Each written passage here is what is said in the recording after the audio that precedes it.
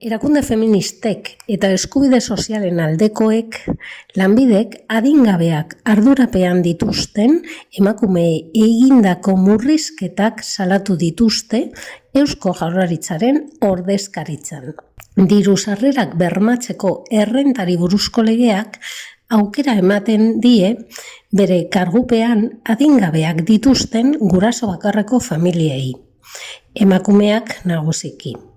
Baldin eta arazo ekonomikoengatik beren senideen etxera itzuli behar badute, diru sarrerak bermatzeko errenta eskatzea haientzat eta haien seme alabentzat. Beren etxebizitzan hartzen dituzte senideak kontuan hartu gabe emaki da honetarako.